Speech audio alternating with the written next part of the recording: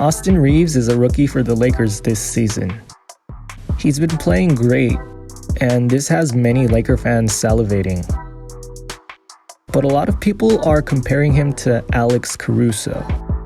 And this is not a really fair comparison. There'll never be another Alex Caruso. Come on. But there are some similarities. They're both 6'5" combo guards that went undrafted and are exceeding expectations. They both play with determination and hustle. And let's keep it real. The reason that a lot of people are comparing the two is because they're both white. But that's pretty much where the similarities end. First of all, Austin Reeves has a nice, full head of luscious hair. Just look at that. Second of all, they're just very different players. Alex Caruso is more athletic and he's a better defender. Not to say that Reeves is a bad defender. He can definitely hold his own on that end. But Caruso was able to combine his IQ with his athleticism and physical gifts to be really special on that end. Austin Reeves is a better offensive player, even this early in his career. In my opinion, he has more skills on that end than Caruso did. But still, he's no Alex Caruso. And I say this not to hate on Reeves, but to temper expectations. Because I see it everywhere. Austin Reeves, the next Alex Caruso. And I get that a lot of it is just jokes, but a lot of people seriously think that. And if that's what you're expecting, you're going to be disappointed. They're two different players. But that doesn't mean we can't be excited about Reeves.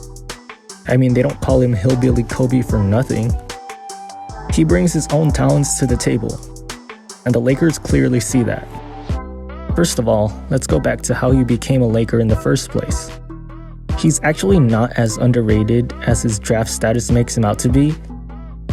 He actually had the opportunity to get drafted in the second round, but he decided not to get drafted for a possibility of making the Lakers roster by signing a two-way contract.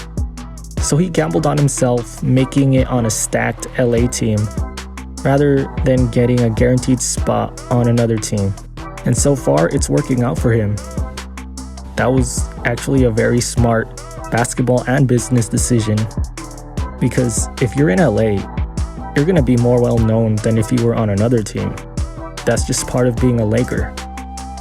Especially if you play hard, the fans will show you that love and annoyingly tweet about you nonstop. I mean, we turned Alex Caruso into the GOAT on social media, and only now are people starting to realize that he can actually ball. But anyway, back to Reeves. He signs a two-way contract and impresses the Lakers so much that they decided to convert that to a regular, guaranteed contract. And now Frank Vogel trusts him so much that he's made the rotation and is playing in key moments. He's a really talented player. Now, I don't think he's going to be an all-star, but he's definitely an NBA player, which is more than you can say for a lot of players that go undrafted. He might even make an all-rookie team this season. All-rookie second team, maybe?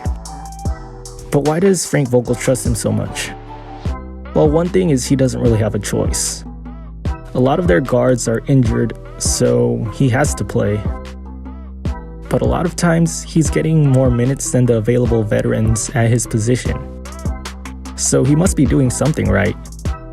He's getting all this playing time because he's a high IQ player. He just understands the game. He knows where he needs to be, and he's at the right place at the right time. Add to that his hustle and determination. He really tries, especially on the defensive end. He's not cocky, but he's confident. He looks very comfortable playing alongside these veterans and future Hall of Famers. He looks like he belongs. He's comfortable handling the ball, cutting to the basket, shooting when he's open. He just makes the right plays. He's playing like he's been in the league for years.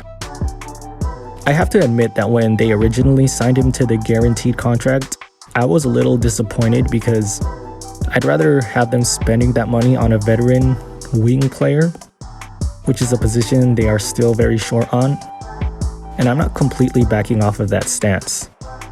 Like I said, a big reason he's getting all these minutes is because of injuries. Once THT and Kendrick Nunn come back, I doubt Reeves is going to get the nod over them. Those two are clearly the better players. And if he's unlikely to get minutes later on, then being on a two-way contract would be beneficial to him because he would be able to get playing time in the G League and then get called up when they're shorthanded on the main roster. And it would be beneficial to the Lakers because they would have an extra roster spot to sign another veteran and again another wing player. But alas, that's not the direction they chose to go in. But this isn't the worst thing in the world. Having a talented young guard that you can count on in situations, and you never know, he could stick in the rotation. He's unlikely to outplay THT and Nunn, although we have yet to see how they look like this season. But he could challenge the other guards like Monk, Rondo, and Ellington for minutes. I mean, we've already seen instances where Vogel chose to play Reeves over these guys.